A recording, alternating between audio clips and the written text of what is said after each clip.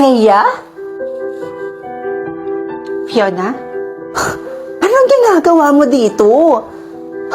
Mag-enroll ka? Hindi ka pa pala nakakagraduate ng college?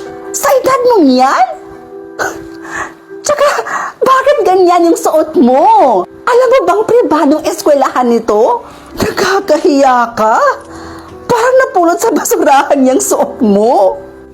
Grabe ka naman. Mukhang hindi naman ah. Tsaka, anong problema dito sa suot ko?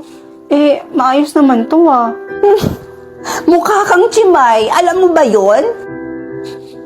Hindi ka rin pwede mag-enroll dito dahil nakakahiya ka. Tsaka tingnan mo nga yung suot mo. Ang pangit. Mukhang galing pa yata yan sa ukay-ukay. By the way, gusto mo ba ilibot kita dito? Sa school na pinapangarap mo nung high school tayo. Baka mamaya kasi sabihin mong ang sama naman ng ugali ko. Sige ba? Ikaw na lang maglibot sa akin dito. Total, hindi ko rin kabisado dito eh. So, pwede bang ikaw na lang magbitbit ng mga gamit ko? Oo naman, okay lang sa akin. Sige, akin na. Ako na lang magdadala nitong gamit mo. Alam mo, ganyan na ganyan yung mga ugali ng mga estudyanteng bobo na ang hilig magsip-sip sa mga teacher. Right? Mukhang bagay naman sa'yo.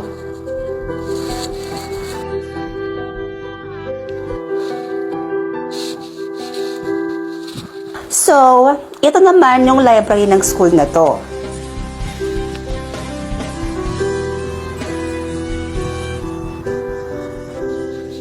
Saan ka pwedeng ilagay itong tsinelas ko?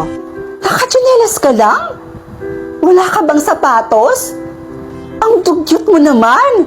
Bakit ka hinahiyaang makapasok ng guard dito? And by the way, di ba natalino ka? Bakit hindi ka nakapagtapos ng pag-aaral mo? Alam ko na.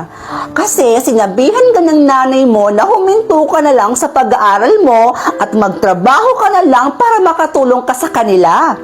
Ganyan kasi yung mga mindset ng mga sinaunang tao at mindset ng mga taong walang pera. In short, mga mahihirap lang.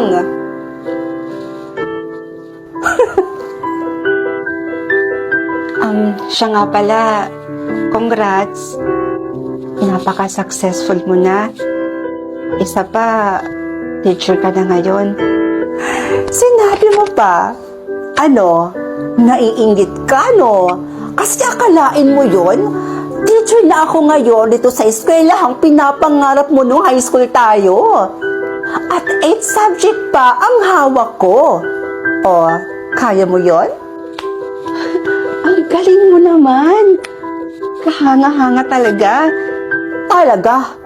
Kaya akin na nga yung mga gamit ko. Baka kasi may mawala pa dito. Sa sobrang pagkainggit mo sa akin. Ma'am Fiona?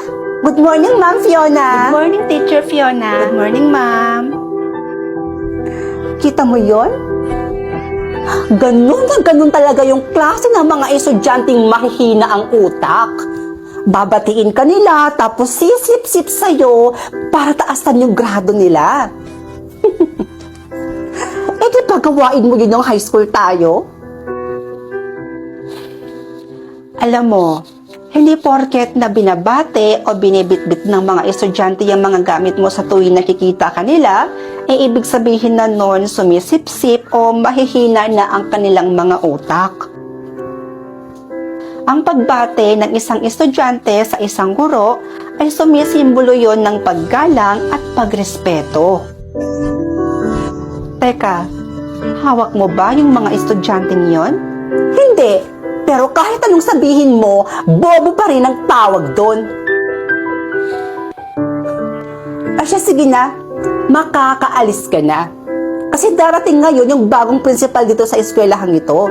And for sure, kapag nakita ka nun, parehas lang kami ng magiging reaction. Dahil dyan sa suot mo, baka mas pagtawanan ka pa nga nun eh. Miss Principal, ano mong ginagawa niyo dito?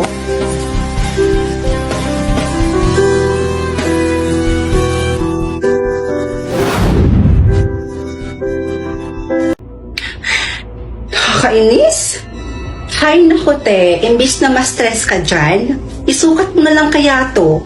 Ang ganda kaya nito. Sigurado ka bang kakasya sa akin yan? Eh bukas na yung kasal ko.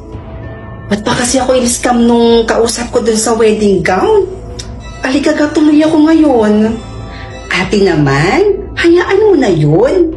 At least ngayon, nakagawa tayo ng paraan. Ito na yun, no? O, tingnan mo kaya tong gown na to. Ang ganda kaya. Patingin nga. Wow, maganda naman siya. Teka, kanino ba to? Baka pag sinuot ko to sa kasal ko, mas lalo kaming maghiwalay ni Hector, ah. Hiniram ko lang yan sa best friend ko. Sinuot pa daw yan ng nanay niya nung kinasal siya. Pero naitago naman daw nila ng maayos yan. Kaya tignan mo, oh. Parang bago lang, di ba? Ang ganda pa rin.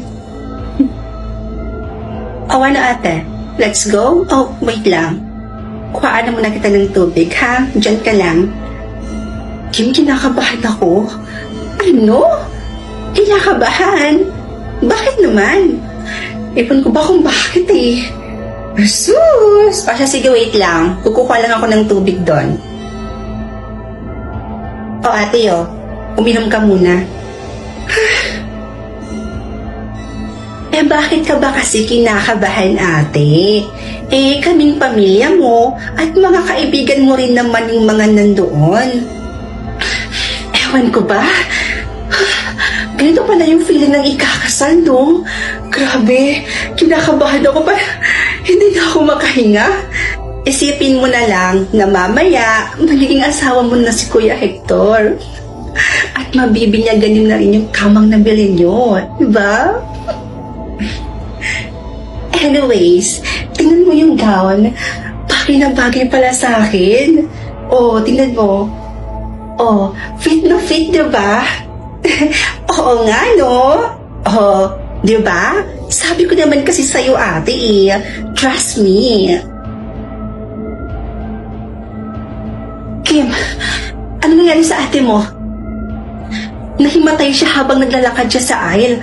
Ewan ko ba? Wala naman siyang sakit eh. Healthy ang ate ko. Tapos ngayon, nasa ICU siya? Ito na nga ba yung kinakatakot ko? Siguro may sumpa talaga yung wedding gown na yun. Ha? Namatay din kasi yung nanay ko habang suot niya yung wedding gown na yun. At balita ko pa, namatay din to yung unang may-ari ng gown na yun. Bakit ngayon mo lang to sinabi? Tsaka bakit pinahiram mo pa? Excuse me, ginawa na namin ang lahat para mailigtas si Miss Fiona. Pero ang bilis kumalat ng lason sa katawan niya. Kaya ikinalulungkot kong sabihin sa inyo na wala na po si Miss Fiona. Nakikiramay po No. ako.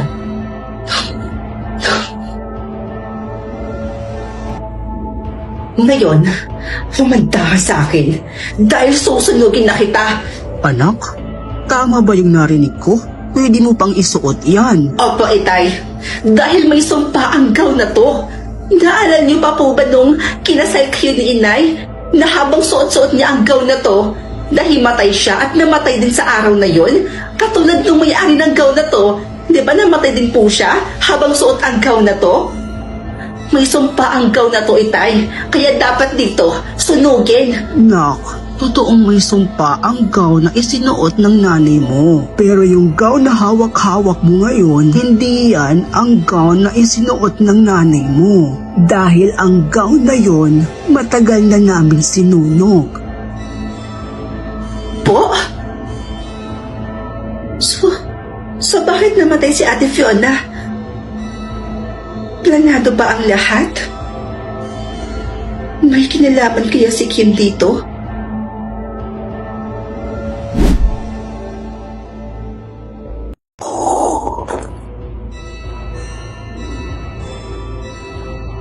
Dalawa kayo? Meron po ako nunal sa mukha. Isa sa mga palatandaan. Ako din meron. Lumaki ako sa sitio Rasana kung saan huling nakita ang anak ni Doña Katrina Laute. Napadpad naman po ako sa Maynila dahil po sa mga kumupkup po sa akin. Meron ako nitong kwintas na huling nakitang hawak-hawak ito ng anak ni Doña Katrina Laude. Meron din po ako.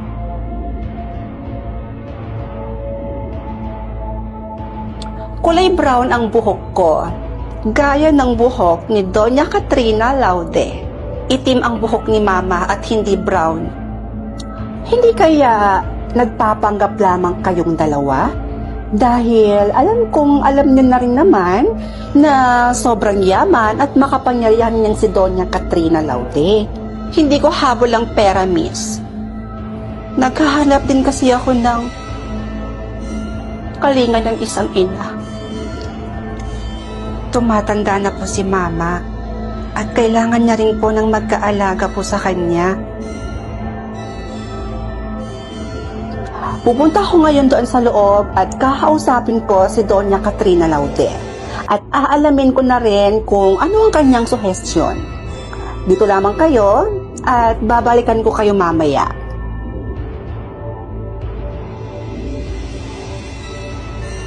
Peke ang nunal mo. Hindi peke ang nunal ko. Baka yung sayo ang peke. Siguro, grabe na yung pangangailangan ng pamilya mo. Na umabot ka sa pagpapanggap bilang ako. Marami kaming kumpanya sa Maynila. Hindi ko habol ang pera. Eh, yun naman pala. So, hayaan mo na sa akin to. Ipaubaya mo na to sa akin. Ano? Hoy, kayong mga pigkaon bahog-bila, tama na yung pagtatalo nyo. Hoy na kayo at pinapapasok na kayo ni Madam.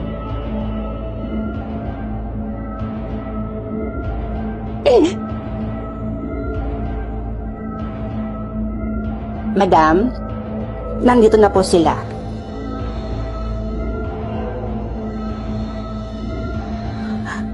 Mama, kay tagal ko pong hinintay na makita kayo. Mommy? Mommy, finally nakita ko na kayo. Ladies, magsiuwi na kayo. Nagsasayang lang kayo ng oras. Nanay nga talaga kita. Magkaugali tayo eh. Mommy, kaya kong patunayan sa kahit na anong paraan na ako ang anak mo. Donna, pauwiin mo na sila. Aalis lamang ako kung sakaling pumayag po kayong magpa-DNA test po tayo. Handa rin po akong sumailalim ng DNA test para mapatunayan ko po ang sarili ko.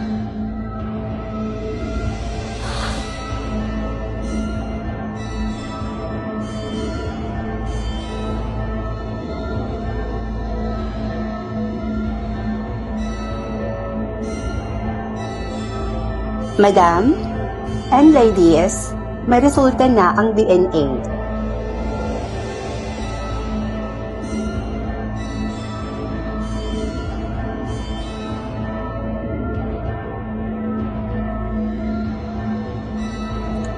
So ang tunay na anak ni Doña Katrina Laude sa inyong dalawa ay si